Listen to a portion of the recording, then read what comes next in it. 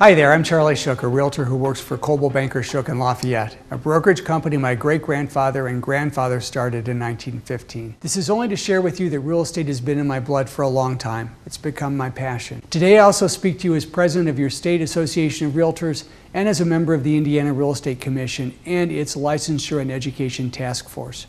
We're the group of real estate professionals from around the state who have spent the last couple of years putting together the first draft of our license law update. The General Assembly has since approved the update with some good amendments based on feedback from you, and the governor has signed it into law.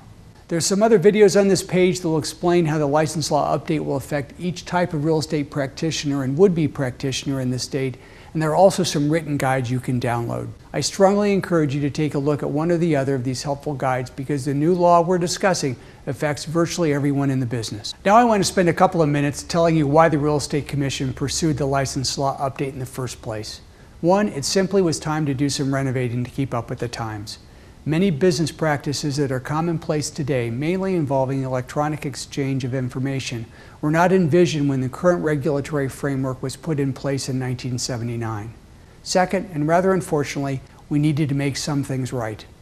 You may not know it, but the Real Estate Commission has a joint mission. The first is to maintain a climate that fosters the growth of commerce in our state, and the second is to ensure the health and safety and welfare of our citizens. It's in this role as consumer advocates that we've observed a pattern of complaints against licensees that we believe can be mitigated with better and more focused education.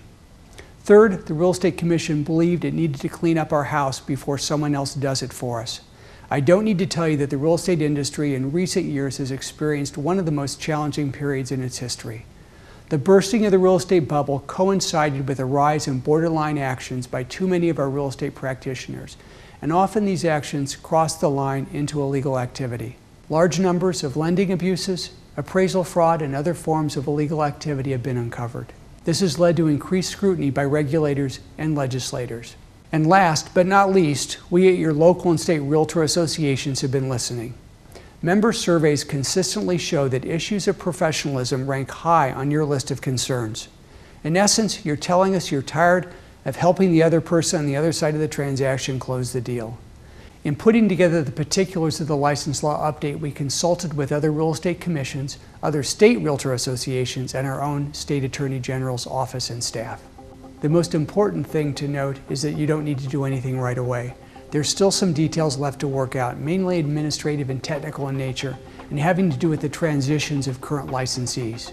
We promise to stay in touch with you via this webpage dedicated exclusively to the license law update. We'll also use email, so be sure we have your correct address. If you're unsure, consult with your local association staff and they'll be able to help you. And feel free to send me your questions at Charlie, C-H-A-R-L-I-E, at indianarealtors.com. If I can't respond directly, we'll definitely answer your question via this webpage or through an all-member email that we send out. Thanks so much for your time and interest, and have a great 2012.